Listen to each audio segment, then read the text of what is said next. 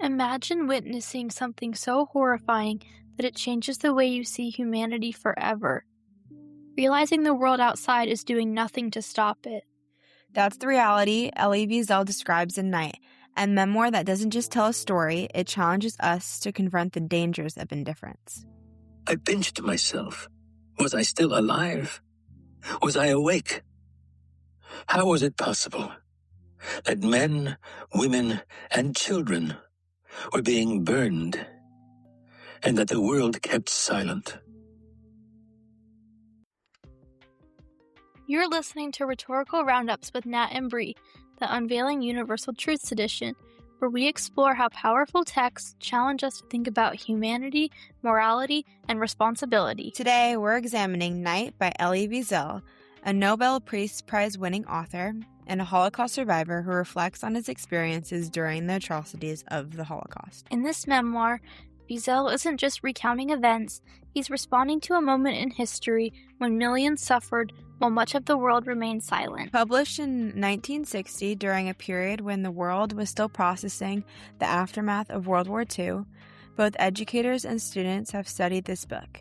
Wiesel aims to awaken the moral consciousness of readers and challenge audiences to recognize the dangers of indifference in all of us. Yes, exactly.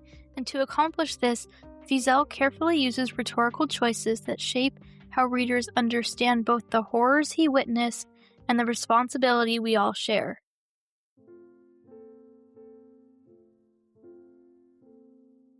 In Night, Elie Wiesel employs strategic repetition, symbolism, vivid imagery, and his complex relationship with God to warn his audience about the dangers of indifference while interweaving ethos, logos, and pathos to create a purposeful awakening of the moral consciousness and demand active compassion to prevent future indifference. So let's explore how those rhetorical choices work and why they still matter today. First, Wiesel employs strategic repetition to instill a contemplative and emotionally jarring effect that awakens the reader's moral awareness. We see an example of repetition near the beginning, after they are taken from the ghetto. Throughout the train ride to Auschwitz, Madame Schechter screams, "Jews, listen to me. I see a fire. I see flames, huge flames." This phrase is repeated, creating a sense of dread and symbolizing the impending destruction that she alone sees at first. Yes, good point. Here, the repetition bridges the gap between the anticipation of death and the reality of it. One of the most powerful moments is on page 34, when Wiesel is reflecting on his first night at Auschwitz, the first of 3 concentration camps, when he writes, "Never shall I forget that night, the smoke, the small faces of children, the flames, the nocturnal silence, those moments that murdered my God and my soul." Those words aren't just a memory, they're a warning. So Bree, what stood out to you most about that moment? Honestly, it's how Wiesel refuses to let the reader look away. The repetition of "never shall I forget" 7 times forces readers to slow down and absorb the trauma of that moment. Yes, and rhetorically, this repetition creates a strong pathos appeal, making the audience feel the emotional weight of the experience. Adding to that, the anaphoric repetition also appeals to logos because logically, if society forgets atrocities like the Holocaust as described in the 7 repeated descriptions, history risks repeating itself. But it does something even deeper. By repeating those words, Wiesel transforms a personal memory into a collective responsibility. Exactly. Remembering becomes a moral obligation, and through repetition, Wiesel ensures readers cannot distance themselves from the suffering he witnessed. This connects directly to a universal truth: ignorance and indifference are more dangerous than hatred. Exactly. Ignorance and indifference are dangerous because they are passive. Hatred includes emotions, but indifference is no action and allows suffering to be ignored. Wiesel's repetition prevents readers from emotionally distancing themselves from the trauma. And once the reader is emotionally engaged, Wiesel expands his message through symbolism. Wiesel utilizes symbolism, particularly the recurring image of night, to represent the loss of hope and the moral darkness created by cruelty. Even the title itself, its purpose is to reflect the despair and hopelessness experienced by the prisoners. Yes, the symbolism of night is seen throughout the book. However, a profound moment happens right after arriving in Auschwitz, after seeing flames with the smell of burning flesh. On page 34, Wiesel states, "So much has happened within such a few hours that I had lost all sense of time. When had we left our houses? In the ghetto? In the train? Was it only a week? One night? One single night?" Here, night symbolizes more than physical darkness. It represents the collapse of hope, morality, and humanity itself.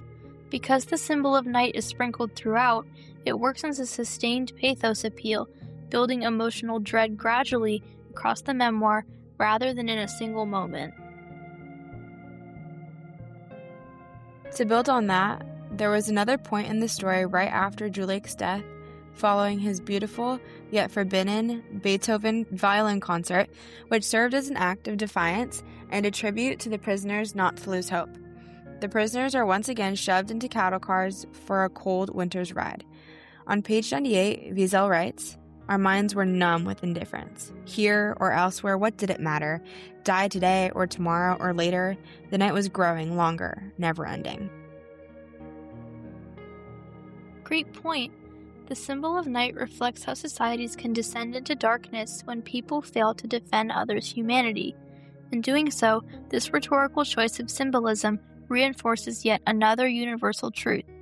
Losing hope is often more devastating than losing physical freedom. So true, because even though prisoners were physically trapped, the deeper tragedy was the destruction of hope and faith through the never-ending night. Exactly. And it is through this symbol of night that Wiesel helps readers understand the emotional consequences and devastation of indifference. And to ensure readers fully grasp the brutality of the camps, Wiesel turns to vivid imagery. Wiesel employs vivid imagery to expose the dehumanization within the camps, and in doing so, delivers some of the memoir's most devastating pathos, forcing readers to feel the full emotional weight of what indifference permits and to transform passive observation into active compassion. On page 32, when describing his arrival in Birkenau, the first concentration camp, Wiesel recounts his vivid memory seeing small children babies. Yes, I did see this with my own eyes. Children thrown into flames. Wow. This image creates an immediate and visceral pathos response, demonstrating the grief, horror, and outrage a reader feels in that moment, and it is not accidental. It is Wiesel's deliberate rhetorical choice to make the audience feel what he felt, because intellectual knowledge of atrocity is not enough to prevent it. So, Brie, why do you think Wiesel chose imagery that graphic? I think he refuses to let the reader look away from what hatred and indifference can actually cause. Yes.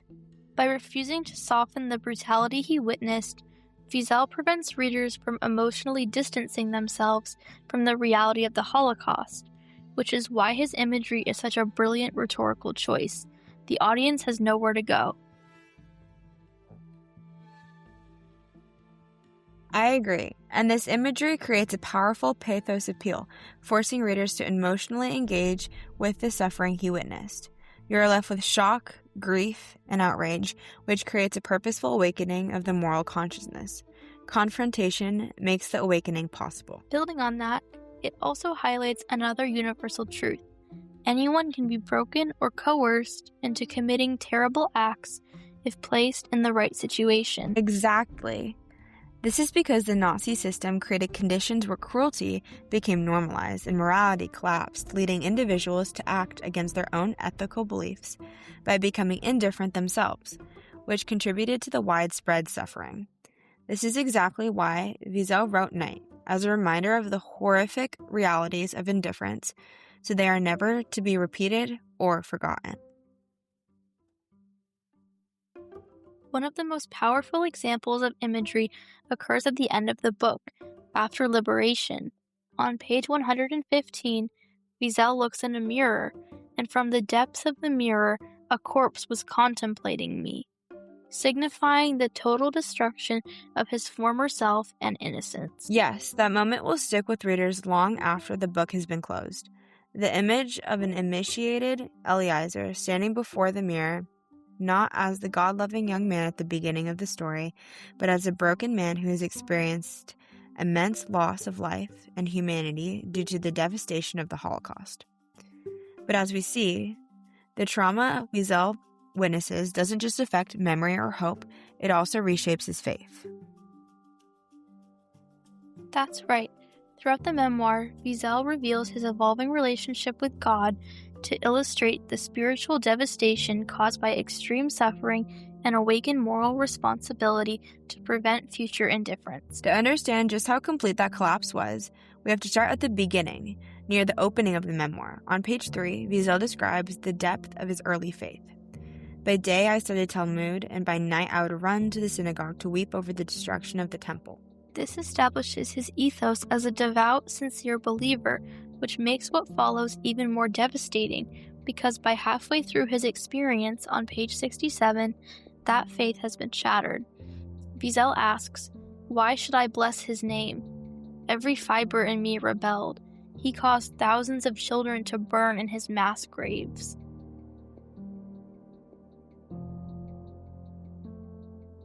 Seeing those two moments come together, Eliezer, from a devoted young man to someone whose every fiber rebels, shows the readers the full arc of spiritual destruction the Holocaust caused. This journey from faith to anguish is not incidental. It is Wiesel's evidence that indifference and cruelty do not just kill bodies, they destroy souls. I agree.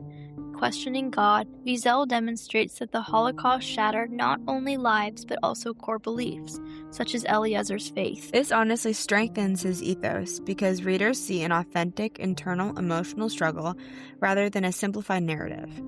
By revealing his honest struggle with faith, Wiesel strengthens his ethos and deepens the audience's trust in his experience. Building on that, it also reflects another universal truth. In life or death circumstances, people often prioritize survival over moral or spiritual values. Through Eliezer's complex relationship with God, Wiesel reveals the profound psychological damage caused by indifference and violence, illustrating how such an experience could lead to long-lasting trauma and a loss of faith, which transforms passive awareness into active moral engagement to combat future indifference. True, and when we step back, we can see how these rhetorical choices don't work separately, they build on one another. Repetition forces readers to remember the trauma. Symbolism represents the growing darkness and loss of hope. Imagery makes the brutality impossible to ignore. And Wiesel's struggle with faith reveals the deep spiritual damage caused by indifference. So, together, these rhetorical strategies awaken the reader's moral consciousness and challenge us to recognize suffering rather than ignore it. Ultimately, Wiesel's memoir is not only about remembering the Holocaust, but also about preventing the conditions that allowed it to happen. This requires us to actively engage with and respond to current injustices, exposing the moral consequences of indifference and compelling readers to recognize their responsibility to confront them. And in today's digital world, indifference can be surprisingly easy. We scroll past stories of injustice, violence, and suffering every day. Because sometimes the constant flow of information makes people feel detached, as if someone else will respond. But Wiesel's message reminds us that silence and passivity allow injustice to continue. Awakening our moral consciousness means refusing to ignore suffering, even when it feels distant. So the real question becomes, when we see injustice today, do we scroll past it or do we respond? That response might mean speaking out against discrimination, educating ourselves about global issues, or supporting organizations that help vulnerable communities. Even small actions like challenging hateful comments, helping someone in need, or raising awareness can break the cycle of indifference. Because preventing future tragedies doesn't begin with governments. It begins with individuals choosing compassion over silence so that past atrocities are never repeated and, more importantly, never forgotten. Wiesel's message reminds us that silence can allow injustice to continue.